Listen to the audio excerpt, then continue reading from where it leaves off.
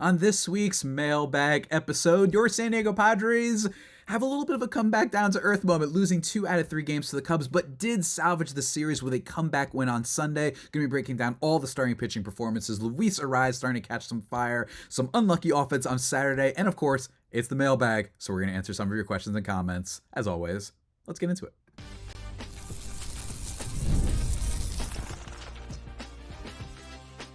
You are Locked On Padres, your daily San Diego Padres podcast. Part of the Locked On Podcast Network, your team every day.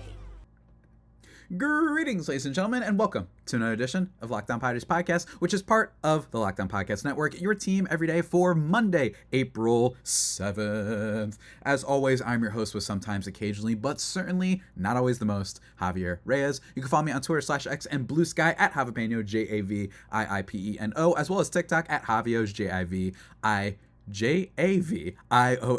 where I'll be posting more short-term baseball content. Might get a little bit frisky on there too, who knows? Because, you know what? Sometimes you gotta do that out here. It's just what we do out here, guys. And you know what else we do out here? We support the good folks over at Game Time, which is sponsoring today's episode. Download the Game Time app, create an account, and use code LOCKEDONMLB for $20 off your first purchase. Today's show, guys, we are breaking down this weekend's series. Just any other observations I had from an otherwise pretty miserable series, except for Sunday's game, which really kind of redeemed everything, and it started the Padres back into, it launches them into the week, hopefully heads held high, being like, well, at least we got that win. But there were some concerning things that happened this weekend. Then we're going to get into the mailbag and potentially talk a little about Jackson Merrill and his comments from last week about Juan Soto, because some of you had some thoughts on that. Let me tell you, some people have some thoughts. How dare you? How dare you criticize very lightly and make it very clear that you don't think Jackson Merrill's a bad person and you still love him very much? How dare you, Mr. Arraez? But alas, let's get into it, guys. Let's first start with yesterday's game, since that was the most recent, right? And it was electric, man. It was electric. What else could you possibly want from a Padres game? The only thing about this game that is really concerning that we do have to talk about, let's start with this. Let's start with the bad, right? Mr. Kyle Hart was abominable in this game, right? And it's unfortunate because the Padres game actually starts off really well. Jake Cronenworth gets hit by a pitch. The bases are loaded. The Padres actually don't do a lot of damage off of Cubs pitcher Ben Brown.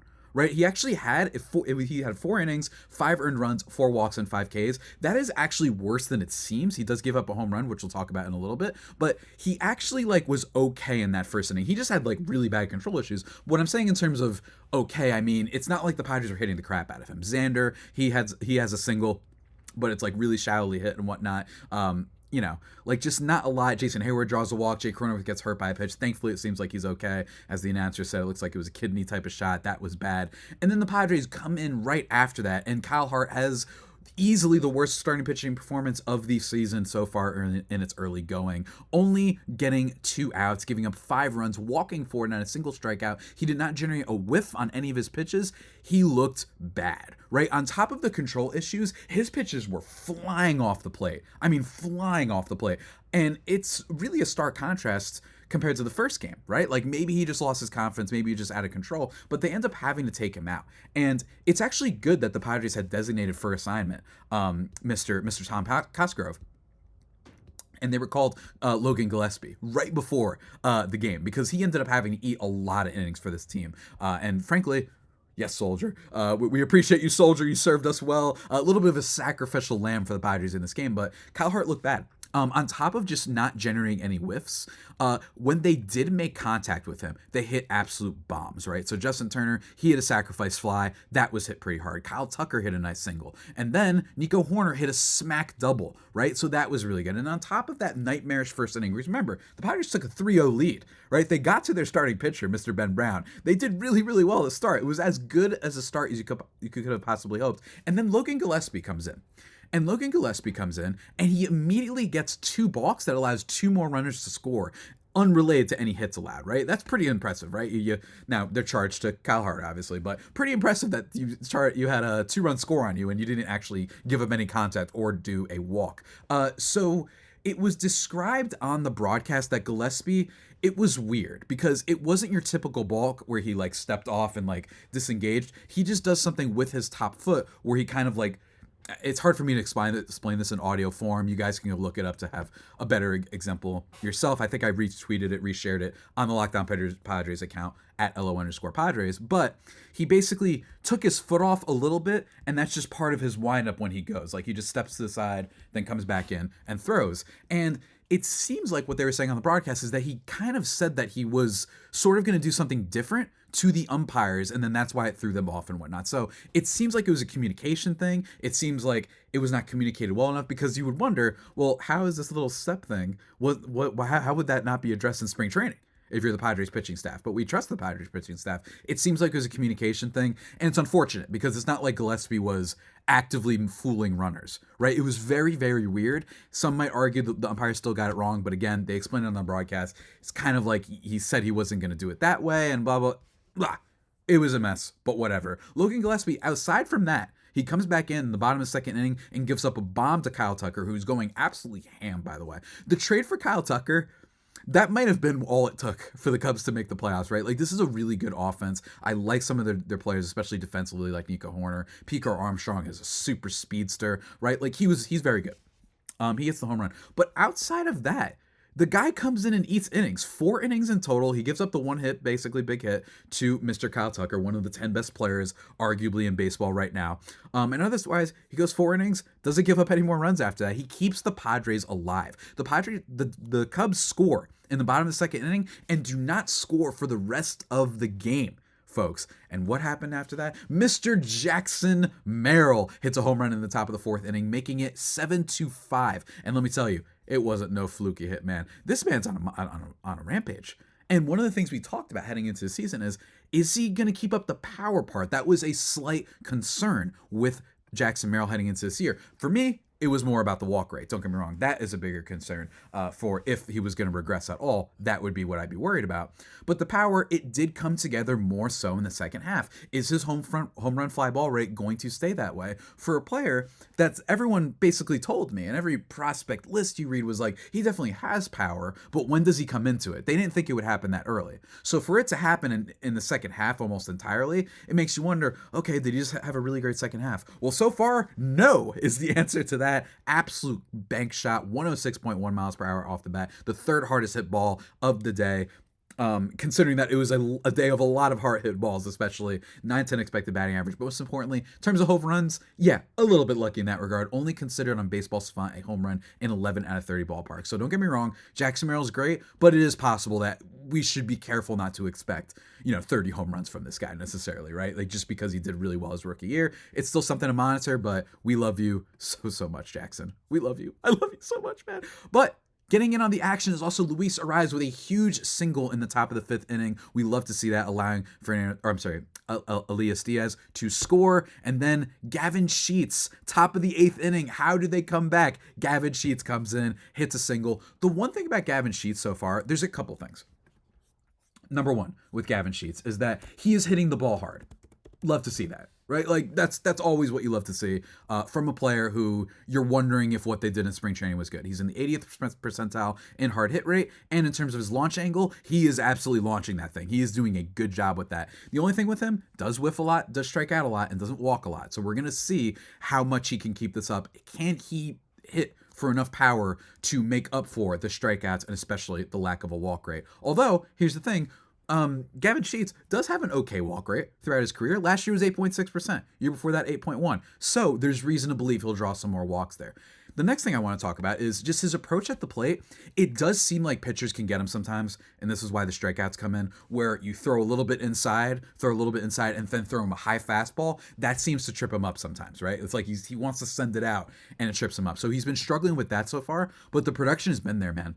Like, he's been awesome so far for this team. 984 OPS on the season, hitting 385 with a 407 on base. Like, he has been awesome, and he's been very clutch, delivering big hits on top of the game-tying home run we had to start off the season. Also, tying shot in this one. So really, really love Gavin Sheets. And last but not least, of course, we talked about this before, but maybe there's something to be said. For one, he's no longer on the White Sox. And two, the fact that he is going to focus entirely on DH when he is a absolute mess on defense, right? Like, that is something that he is extraordinarily bad at. So maybe if he's one of those guys And I say one of those guys because oftentimes we see not so easy to transition from outfield or infield, playing that defense, the routine, into being a DH hitter.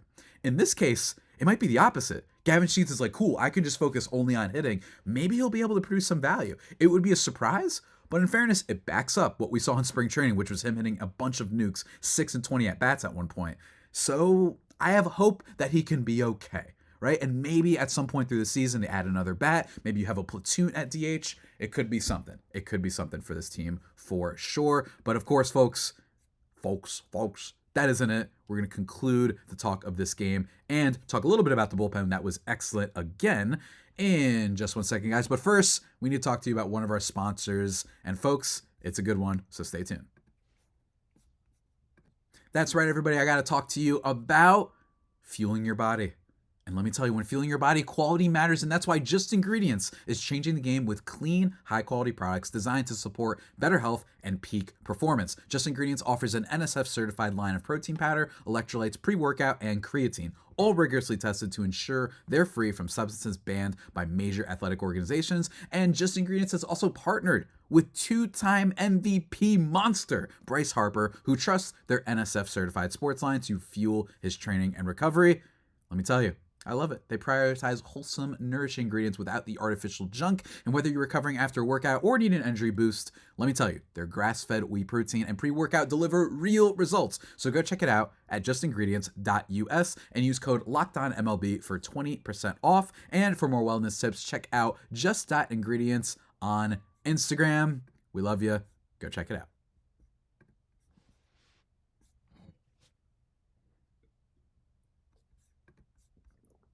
And just like that, folks, we are back winding down on the recap of the first game. I know I'm taking a long time, but what you guys know me by now, I talk a lot. And if you really want to know me even more, remember, go check out Javapeno at Twitter/X/Blue Sky. Hold on. Twitter/X and Blue Sky. Sorry. At Javapeno, JAVIIPENO. TikTok at Javios, JAVIOOS. I'm going to get better at this. Don't worry. But end of the game, what ends up happening, it was the tying shot, and what happens? Mr. Manny Machado does not actually show up, but he hits into a play, and who but our old friend Justin Turner biffs it, man. He misses the ball at first base. Padres end up winning. It was awesome. It was awesome to see. And look, here's the thing. Padres offense, obviously great here. Jackson Merrill is a superstar, clearly. I mean, this is just... He's been awesome so far this year. And in this game, Tatis, he actually doesn't get a lot of hits in this one, but he draws 2 walks, which continues on with the theme we've seen so far. The guy looks a lot more patient at the plate. Manny Machado in this game, he goes 1 for 5, right? Not the best game for him, but he does have a walk and a stolen base. He's got 5 on the season already. So Manny Machado, waiting to see when that first home run comes. Does it come against this A's team? I think it probably does. Maybe against Mr. Severino, who hasn't been very good so far for the A's, or at least hasn't been... I don't want to say not good, but he hasn't looked unimpeachable whatsoever. Xander Bogaerts, also 2 for 5 in this one. It is worth bringing up that Mr. Xander Bogaerts also had a hard hit ball on this one. You might be surprised to know that it was actually harder hit than the Jackson Merrill hit, right? 108.2 miles per hour compared to the 106 that Jackson Merrill shot. Second hardest hit of the day. Awesome stuff for Xander Bogaerts. Still hoping for more, though. He didn't always come up with the team in this game when he wanted some RBIs. He actually made a defensive error in this one as well. That was another problem with the Padres, is they had some really bad defensive miscues. Luis Arraez has looked really bad at first base, but let me tell you about Arraez. What was good? 4-hit day for him, including a stolen base and a walk. He looked amped. He's going to figure it out, guys. I had no doubt that he was going to figure this out. I'm struggling with speaking today because words are hard. Forgive me. But 4-hit day for him. He was awesome. Squeaking hits through. He looked like the Luis Arraez that we expect to have, and I expect this to continue. I don't think this is going to be like last year where he'd have a couple games where he had 3 hits, then 4 hits, then 4 hits, and then nothing for a couple weeks. He's 1 for 5 with a couple singles. I think this is going to continue to an extent. I think that the thumb surgery thing is real, and I think he was basically playing with no thumb last year and was still an above average 106 or so, I believe, one WRC plus player. So no doubt it's going to get better. But the defense, he had some miscues. Wasn't covering first base at points. He was running to nowhere at points. Like, this is a little bit frustrating, right? Like, the Padres defense looked a little bit stoned, particularly on Saturday. But first, one more thing. Also, the bullpen, lights out as usual. after Logan Gillespie, Monahan, he goes 1 in the third, strikes out 2, no hits. Jeremiah Estrada, shocker, goes an inning, one walk. Wow, weird, right? And then strikes out 2. Jason Adam gets the win in this one. He goes 1 inning, only allows a hit. And then Robert Suarez comes in and strikes out 3. Good framing by Elias Diaz, by the way. Some really good frame jobs by Elias Diaz in this inning with Robert Suarez. Just had a tough at bat against Robert's Justin Turner, but man, I always respect that the guy goes right after people. He is not always trying to fool guys. Sometimes he's like, yep, I'm throwing 100 on the dot. And love to see it. Absolutely love to see it. But there were other games that we got to talk about from this weekend. Then the reason I talk so much about this game is because it was the fun one, and the other ones weren't so fun. Worst loss of the season by far, 7-1 on Saturday for the Padres to the Cubs. And Nick Pivetta was concerningly bad. 3 innings in this game, gives up 3 earned runs on 6 hits, 3 walks, 4 Ks. He was kind of a mess. And I think what was really concerning is that he just wasn't fooling them whatsoever. Now, here's the thing. Kyle Hart was even worse, let me be clear. But he wasn't all that much worse, Mr. Nick Pivetta, because the times that he did get outs, they were just hitting the crap out of him. And that is something that can happen with Pivetta sometimes, right? Like, it's just not always going to be awesome, I think is the way to put it for Mr. Nick Pivetta. Like, this is just not a superstar caliber pitcher, but I'm still very optimistic that he's going to be good for this Padres team. I really am. But that was a bad start. Like, there's no ifs, ands, or buts about it. He barely generated as much soft contact as you would like. He did have some whiffs on the fastball, but it was because they were swinging every time at the fastball. So I'm going to be curious to see if the cutter or the sinker is used more, because it was not. Only 9 cutters and only 4 sinkers in this game. I want to see if he uses that more. He was going more on the fastball. He was walking guys at the wrong time.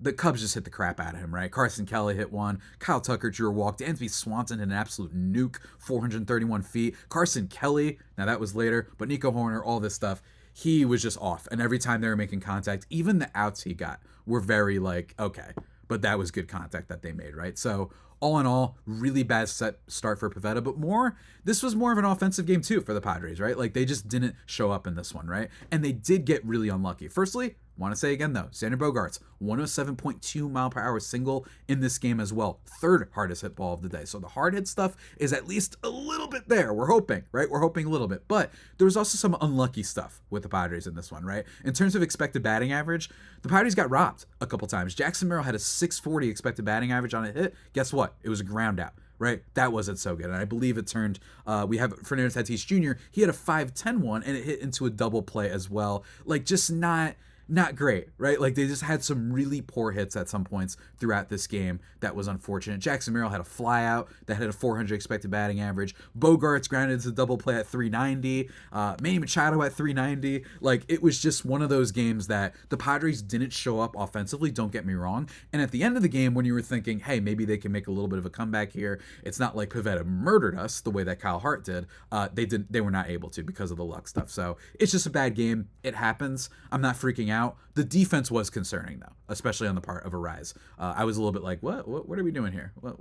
What's going on, y'all? Come on, Arraez, you got to know how to cover first base. What are you doing here? Overall, a game to forget for sure. And then we had Friday's game, which was pretty boring. The Padres lost this one by a score of 3-1. But unlike this game, I actually am totally okay with what I saw from the Padres offense, because this was just an ace pitching performance by a really good pitcher in Shoto Imanaga. He was awesome last year. He was kind of rookie of the year material until Jackson Merrill and Jackson Churio and Paul Skeens kind of, broke out and did a lot better. But it was basically the Martin Maldonado homer, right? Hilariously enough, in the top of the 3rd. Other than that, the Padres did not work his pitch count. That's the story of this game. They did not work his pitch count. And Randy Vasquez was not horrible. I mean, he wasn't great. He wasn't horrible. 4 2/3, gives up 3 runs, only 2 earned on 5 walks and 2 Ks. But they did not hit him hard, which is the kind of silver lining. They weren't hitting him all that hard the way that they were hitting Nick Pivetta and Kyle Hart, right? It was mostly just his control wasn't there, which has always been a thing. But we're still going to have to see how he performs going on later, but threw that cutter a lot, which I like to see, 28 times in fact, and he generated a couple whiffs on them, a couple whiffs on the curveball. He's not going to be an overpowering guy, but his sinker, his fastball, couldn't really rely on that nearly as much. He just wasn't able to generate the soft contact that we would like. But I do want to say, Randy Vasquez, so far, and again, it is 2 starts, so it's not too much to go off of, but he's in the 90th percentile on hard hit rate, and he's in the 75th percentile in average exit velocity allowed. Pretty good, right? Like, that's pretty good for a fifth starter that we're just kind of hoping that goes out there, throws innings, and lets people just, he toys with people, right? So far, Randy Vasquez has been encouraging. And the Kyle Hart start, while it was dreadful, I'm still hopeful that he can get it going at least a little bit and be somewhat okay. All right, at least until Matt Waldron or maybe even potentially Brian Hoeing comes back, or a move at the deadline or a move soon is made. I think that the performance here, though, on Friday, it's mostly just that Imanaga looked awesome, man. He was just toying with this Padres lineup, and it's okay. They were 7-0 coming into that game. It friggin' happens, man. He was on fire. 10 whiffs on his fastball. He was just killing it, man, and the Padres were unable to hit that fastball. And if you can't do that, you're not going to be able to hit a splitter or his sweeper. What can I say? It's fine, though. Overall, I just really like that the Padres salvaged the weekend, right? And for you to salvage the weekend with a come-from-behind loss after your starter just leaves you out to dry, right? Only 2 outs this guy records, and leaving you in a terrible spot where Gillespie thankfully has to come out. Love the bullpen performance. Love that Jackson Merrill showed the power. Like that we got a little bit of hard hit rate from Xander Bogaerts. Still good stuff overall. Still, I think, overall. And then we head into this A's series, and tomorrow, going to be talking with Booney of Locked On A's, previewing that series. I know that we're going to have missed a game, right? We're going to be a little bit behind in that regard, but really good to hear from Booney and his thoughts on the A's so far. So look forward to that. But we're not done with today's show, guys. We got one more sponsor, and then we got to get into the mailbag. That's right, folks. And our other sponsor for today's show is our good friends always at Game Time. We love Game Time here on Locked On Padres, guys. You know why? Because, let me tell you, there's nothing better than watching baseball games live. MLB especially. Crack of the bat. The roar of the crowd. Maybe you can say hi to Don Orsillo in the booth. Maybe you can get some ballpark food. Maybe you can get that rice banana pudding thing that they got at Petco. Oh, you bet your butts. When I go in May, I will be absolutely checking that. A little bit of a news drop for you guys there. But with last-minute deals, all-in pricing, and a lowest price guarantee, Game Time takes the stress out of buying MLB tickets. Plus, ticket prices drop as Game Time gets closer, meaning you can score an incredible deal. Game Time is the official ticketing partner of Locked On, and as this upcoming A's Padres series is in play, I can count on them to help grab tickets that meet my needs. I recently grabbed last-minute tickets for a game as well, recently, and also a while ago. I've been a Game Time fan for a long time. When I want to see a Yankee game, when I got some tickets for Padres upcoming, really, really good stuff. And what I like is, like I said, unbeatable prices. They get closer and they get lower as you get closer to game time itself. And finding the best deals, it's effortless. They filter out the fluff and highlight the top discounts in the stadium, and you can even view the seats before you buy them if you're a visual learner like myself. So take the guesswork out of buying tickets with Game Time. Download the Game Time app, create an account, and use code LOCKEDONMLB for $20 off your first purchase. Terms apply, but again, create an account and redeem code LOCKEDONMLB for $20 off. Download Game Time today. Last minute tickets, lowest prices, guaranteed with the folks at Game Time.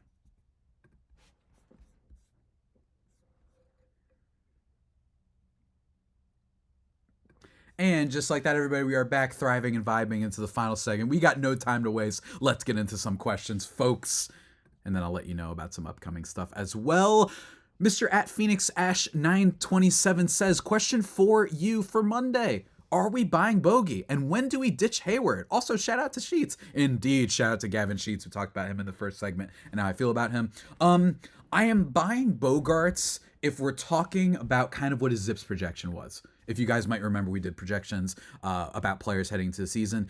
If you think he can be a 115 WRC plus guy who plays pretty good defense, maybe hits 15 home runs, maybe he even gets 18 on the high end, I'm reasonably in on that, but let's be clear, he still hasn't shown that he's fully back to the Xander Bogaerts that they hope that they paid for, right? But in fairness, last year without the injury, I always bring this up, but 2023 Bogaerts, he was still a good player. He really was. It's just that he never drove in runs. And I know that sounds bad, but the WRC plus was there, the defense was there, and he actually hit 19 home runs, which was more than I think some people expected. So maybe a little bit of that was luck, but I don't think he's going to be this below average offensive player. I don't think he's going to be an under 100 WRC plus guy. I think he can be above that, and I'm hopeful he can. Now, is that a good thing, right? And is that I'm buying, right?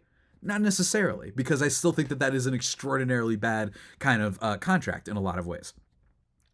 But I think I'm buying a little bit in the sense that he can be okay. 95 WRC plus so far. He's hitting 242. What I do like is that he's walking more, but I'd like to see him be a little bit more aggressive, I think, on certain pitches. There are some pitches in this. Now, he's swinging more on first pitches. He's not just laying the first pick of his strike the way that it was in 2024. But he has been a little bit like, damn, man, they threw that right down the donut. You know what I'm saying? But at least his weight on base right now is 300. He has an expected weight on base of 335. So getting a little bit unlucky with some hits, I think I have some hope that he can at least be a contributor. Defense hasn't been as good, but at least the walk rate is up. So way too early, but at least he's smoking the ball a lot harder than he did in previous years. Hopefully he can get the slug up, but again, it's not looking great, man. I'm a little bit nervous. And then your other part was, when do we ditch Hayward? Yeah, I think that could happen. I really do. I think that at some point, even though he is a quality defender, that's why he's on the team. I think they're going to say, you know what, Lockridge has actually made some really nice highlight plays in left field already. Let's call up Tierson Ellis. I think that that's what's going to happen. And I think they're going to play Lockridge more and more. I do think he could be one of those guys that were like, hey, remember when that guy was playing for us? A little bit like your Rougned Odor types. Not even hating. Just, guys that were only on the team for a little bit. At least that's what I think. At Alex Freezed, at dash P5E says, can Arraez please leave this team? He sucks. Can Bogaerts please leave? He sucks. And now the Padres are 7 wins and 1 loss. Go figure. The Dodgers can beat the Cubs. The Padres can't. They are pretenders. So this sounds like a Dodger to me fan at the end there when it says Padres are pretenders. That's just, Padres fans don't say that. No, Arraez had a good game. So we're all good on that. And Bogaerts I just addressed.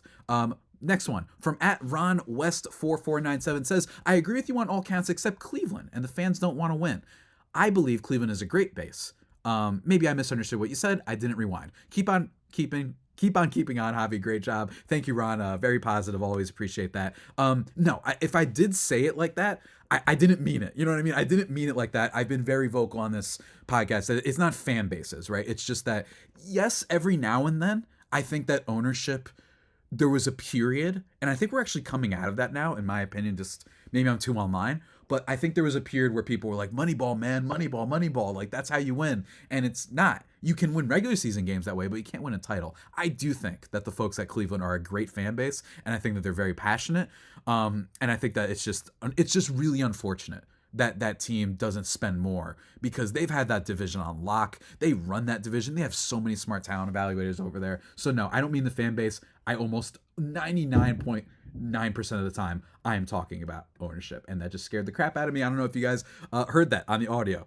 My God, that scared me. Anyway, next up, at Tony Sue 8860 says, no one seems to be mentioning perhaps the biggest decision the Padres made putting together this year's team. Elias Diaz and Martin Maldonado have been calling games exceptionally this year. There haven't been any mistakes I've noticed, no predictable patterns, always an attack plan tailored to the pitcher. Sometimes pitching backwards, sometimes not, focusing on quadrants that a batter might not seem to like, changing speeds and movement. You can tell these are veteran catchers who have taken time to really know each pitcher, both starters and relievers, to know what each brings to the table. Too bad Campusano isn't around to watch and learn. I think they've been okay. I actually mentioned before that I think Elias Diaz actually framed some pitches really well for Robert Suarez in that game, or it was just bad calling, I don't know. But I think he stole some strikes there. They've been okay. Their advanced numbers aren't amazing, especially in the case of Diaz. I think they've been okay. Diaz is not like an amazing hitter, but in terms of calling games, sure. I think especially for a rotation that outside Cease and King is pretty like unproven, right? With Randy Vasquez, with Kyle Hart, with Nick Pivetta, like in terms of them being with this team, sure, they've been okay. But I don't think that I would look at them and say, wow, they've been amazing. But you know what? They've done okay so far, and I'm happy with what I've seen. At least it's not like we were expecting too much out of catcher, right? As long as they're not abominable, I think that's a decent win for the Padres. At SwoopDog63 says, is the Gurriel experiment over yet? Man, I've been asking that since before he even was on the team. Yuli Gurriel, I believe so far with the Padres, he is slashing an astonishing 77, 143, 77. That is good for a negative 31 WRC plus. He is not getting unlucky, and he looks bad. When the one hit that he got this year that was big, the one ribby that this man got this year so far in the season, and granted, it's only been 14 plate appearances, but still, it was a low pitch that he reached way too much for, and it snuck through the left side of the infield. That's what I've noticed about him. He swings at stuff way above the zone, and he's swinging at stuff way down on the zone. And yes, he might make contact, but it's an easily soft hit grounder. He looks terrible. I don't think he'll be on the team for that much longer, and told you so. But we'll see what the Padres end up doing. Let's see what we got here. Another positive comment before we get into some of the people who are mad at me. At LFGSD Padres says, Javi has the best hair. Fools are tripping and jealous. I appreciate that, sir. Thank you very much. I think my hair's okay.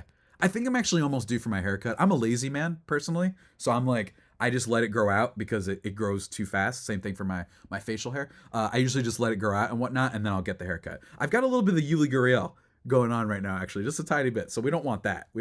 But yeah, thank you so much, man. I appreciate it. I don't know what I'm doing with it for all my video listeners right now. But next question we got, not comment.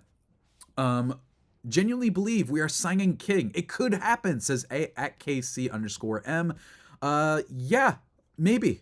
Right? I mean, if there's one criticism I have with Jackson Merrill, it would be that I think we should be prioritizing pitching. Tony Sue disagrees, though. Merrill might have had higher earning potential towards the end of his arbitration years, but if you consider how far that is off in the future and weigh that against getting fully paid like a post-arbitration veteran every year starting today, Merrill isn't leaving that much on the table. If MLBPA was pushing for a bigger contract, how much bigger? The point is that on his rookie contract, Merrill was probably going to earn only $1 million or $2 million the first couple years and might have graduated to maybe $6 million or so by year 6, making about $15 million every year for those years, plus a few more. That plus $4 million per year deferred until the end for achievable play appearances can look pretty good in comparison. That's from the player point of view. From the organizational point of view, solidifies a position that doesn't need addressing for at least 9 years at a bearable cost. So congrats to all for a win-win solution. Look, we'll see how it pays out. I probably think that the Players Association was like, we want to get you a little something that's a little bit closer to what Julio Rodriguez got, right? And Julio Rodriguez got absolutely like massive amounts of incentives that can get up to $400 million. But I agree. I think it's in a vacuum, it's a fine deal. The only question would be, will this limit the Padres in the future to address other aspects of the team in which I am actually like, hey, you have player control of Jackson Merrill for a while. So do you utilize that to be like, maybe we need to go address pitching? That would be my only concern, right? But again, it's exciting. Merrill and Tatis is going to be nuts. And speaking of that, also Javi at Lebowski619 says, first let me read his first comment, which said, I watched the first part of your video here twice. Your comment about Jackson Merrill taking a shot at Juan Soto being bad optics because comes from a privileged background was interesting. It would be easy to interpret your comments as racially biased. Perhaps watch the press conference where he made these comments again, but with a different perspective. Maybe your idea of privilege is just a two-parent home where they raise a son to be hardworking, team first, and with a high sense of personal accountability on the field. Merrill, by his words and actions, is all about his team. Juan Soto made the infamous comment during the 23 season about quitting during a very poor series. So it might not just be a situation of a white guy disparaging a brown guy who was born in a third world country. Racism goes both ways, Javi. And then he also says, also Javi, MLBPA trying to Jackson to take more money. MLB mentioning vetoing a Judge deal if it went down. Are there any rumblings of this BS with other teams or just San Diego? And then he says, ... So Merrill, the product of privilege, was more egalitarian than Soto, the immigrant turned millionaire cutting no team a loyalty deal. Might want to walk back that comment. I will not be walking back that comment. But let me first address the other part that you mentioned, which is the MLBPA part. I have not gotten a explanation for the Judge thing. I will say that. I have not gotten an explanation for why. For those who don't know, John Heyman reported after the Aaron Judge signing that the Padres may not have offered Judge a deal. He may have turned it down. It's a little bit murky in that regard, but he did report that if the deal did go through, it was about like 400 or so million, that MLB might have vetoed it. I have not gotten an explanation to that. So do with that what you will. If you want to say, hey, the league hates us, fine. And if you're wondering, well, that's because you guys didn't have the money for it. This is prior to the Xander Bogaerts, Manny Machado, Yu Darvish, Jake Cronenworth, and Robert Suarez deals. That is worth mentioning, right? Like, they had not paid all those guys yet when they made this Judge offer. So I don't know. I can't speak that too much. But before we talk about Jackson Merrill, I want to read other people who also commented on Jackson Merrill as well, so I get a little bit of a full kind of spectrum, because a lot of people had issues with this, and understandably so. I get it. These things are hard. At Lanky5270 says, I don't think that's a fair shot to throw at Jackson Merrill. It's not his fault he grew up in a good household, LOL. And you say you have a problem with his statement because Soto grew up poor, but the dude is incredibly greedy and a diva. And please stop pronouncing Jared Kelenick's name wrong. It's pronounced Kelnick. Oh, did I say that? Did I say Kelenick?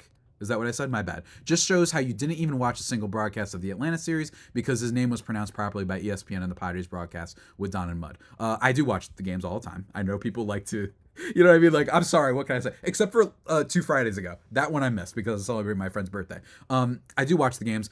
I didn't know that I said it that way. My apologies if I said Kalenic instead of Kelnick, right? My bad. I thought I said Jared Kelnick. I might have just been talking too fast. Also, moving on though to, what is it? One more comment. Let me see. At 24 Tommy Street says, I strongly disagree with the take on Merrill's comments. With what he said is what any emotionally smart person would have said. A few more yachts and mansions will not make you happier. Not sure if people know this, but we are apes that evolved to care about family and community. That was funny. Not a bunch of fancy BS. Jackson did the right thing by his boys on the Padres and by his fam, and more people should be making comments like he made. I mean, think about it. What is the point of money? How much do you really need to have a happy, secure family? It sure as F is not what Soto took. Now, I will take that back if Soto donates half of what he got to poor people, but otherwise, no, he's very misguided in his greed. So, here's the thing. I got a lot to talk about here. And it's probably going to annoy people because I am not mad at Jackson Merrill. Like, I just want to make that clear. I just thought that, and by the way, when we talk about these issues of privilege and race in this case and all these sort of things, some people don't, like, it's hard. And I don't view certain things the same way as I view other insensitive things, right? Like, some people just say something that maybe they don't realize, right? I remember, just to give an example of that, I remember, like, on Good Morning Football that someone used the term rap sheet. It was, I think it was Kay Adams on Good Morning Football, and she's like, you know, look at his rap sheet and all that stuff. And Nate Burleson very calmly was like, hey, Kay, like, I'm not calling you out, but I'd be just a little bit careful to say rap sheet when talking about a black player. That's just, sometimes we just have little things. And I think, and it was no hate whatsoever. We moved on. It's fine. My thing about the Jackson Merrill comment was, first of all, forget the social part of it. I just don't like players taking shots at other players for money. And I think that the first comment that I read, out of all of these, I get a little bit more. That was from @Lebowski, right? The rest of you that are calling Soto a diva, if you have the ability to make $765 million, that doesn't make you a diva. Especially, here is the key. Listen to me on this. This is not baseball, a sport with an extraordinarily hard cap. He is not being a diva, and he's not taking away from what his team can do.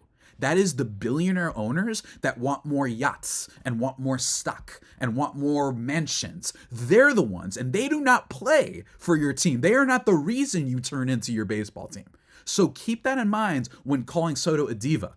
The Mets are fine. Steve Cohen literally made like $1 billion in like 2 weeks after that Soto signing. He's good, right? Feel free to look that up if you want. Like, he's good. So I take great issue with the idea that Soto's a diva. And that's why I thought the Jackson Merrill comments were a little bit weird, because it suggests to me you don't fully understand it. The way that someone else made a comment in my favor, @BueMurrays26219, I think that was a fair criticism of Merrill's comment.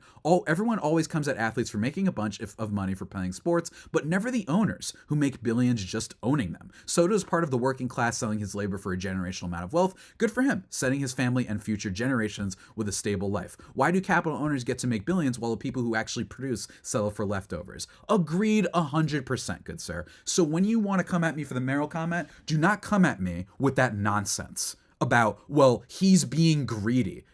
Why are you being greedy as the worker getting paid what the market values you? It's not his fault. You know what I'm saying? It's totally not his fault. Now, you want us to be a Yankee fan and be like, dang, man, all it took was $5 million extra, reportedly, to leave us when we made the World Series? Sure. But that's what I have an issue with Jackson Merrill's comments. It presents the idea that, like, the Mets organization is going to be more bankrupt and they can't make the rest of the team better, right? And my thing is, how many times have we seen owners be cheap over nothing? Corbin Burns, the Milwaukee Brewers, shortchanged him over $740K. This was a Cy Young pitcher and then a top 5 pitcher the very next year, and they went to arbitration with him over $740K. I don't see y'all making that comment, right? So that's why I didn't like Jackson Merrill's comments. And in terms of the privilege part, I think that it is a little bit fair, because I just think optically it doesn't look that great, right? Because, again, I do not think that Jackson Merrill was saying this with, like, you know, really vicious. Like he was like, this guy. I'm just saying that it's really not, I don't think, right to criticize people. Jackson Merrill, is he being team first? Sure. And guess what? If he wasn't being team first, that does not make him a bad teammate. This is $1 billion, it's corporations, right? That's what the Padres are. That's what the Yankees are. That's what the Mets are. That's what Major League Baseball is. That's fine if he was like, I want to get paid, man. I have no problem with that. Like, that's how it is. Is he going to show up? Awesome. Is he going to play hard? Awesome. And if you're a fan, we hope that he stays and continues to be the superstar that he's been so far. I just am not a fan of taking shots at other players for the money they take. And it does suggest something about your background a little bit, where Merrill did grow up in a much more privileged background than Juan Soto did. So it's a little bit of like, don't get me wrong, dude, that's all good and whatnot. But this idea that you can't also be about family and friends because you're making a lot of money, it's like, again, as the person who agreed with me, there's no like hard salary cap. You know what I mean? The teams are the ones you should be annoyed with. If Juan Soto can go out and make $760 million, that does not make him a bad person or a greedy person. Jackson Merrill did not have a $760 million deal offer out there, right? That's an issue. So again, I'm not mad at Jackson Merrill. This is all in tears. I'm not saying I'm certainly very clearly not saying he is a racist. Let me be very clear about that if anyone interpreted my comments that way. I instead just viewed this as, that's how I viewed it. That was my reaction. I was like, I'd be a little bit careful with that. And when it comes to the idea that you're hurting the rest of your team, I think that's ridiculous. I do. The owners, guys, they have all the money. You know what I'm saying? Oakland. You know why Oakland wasn't good? Because for 25 years, the guy wanted to move to Vegas, and he actively sabotaged the team to get baseball to eventually allow him to move over. And it's still not even working. It's not that. So do not blame players for getting paid. It happens a lot. I remember when Robinson Cano took a deal with the Mariners, it's like, well, they're giving all the money to him. No, they're not. This isn't like football. This isn't like basketball where there's a little bit of a harder salary cap. And if you pay the guy, then you can't really complain if your team isn't any good, right? No, this is the ownership. They can spend more. They just choose not to. Look at the Baltimore Orioles. Look at them. Look at the Milwaukee Brewers that I just mentioned. Look at Tampa Bay Rays. Look at the Marlins. Look at all these teams. There's plenty. Look at the Mariners. The Mariners have the best rotation in baseball, and they don't want to spend on any players. That's who you should be mad at. And again, for the Merrill thing, I just think that optically, let's be a little bit careful. It's just another little tiny thing on top of the comments that I wasn't a big fan of. Still love him. I don't think it was something that I was being malicious about. I really don't. Just wasn't a fan of it. I just think that optically, and especially this idea, I'm repeating myself now, my apologies, but I just disagree with it. I do. And in terms of the racism goes both ways, sure, whatever. I don't think that that's really and has anything to do with what I was saying. I just do not think that what Juan Soto did. And in terms of your comment, Lebowski, who mentioned, he made his comment about the 23 season about quitting during a very poor series. That's what he felt like the team did, right? That's just an observation. I do not think that makes him a diva. I just don't.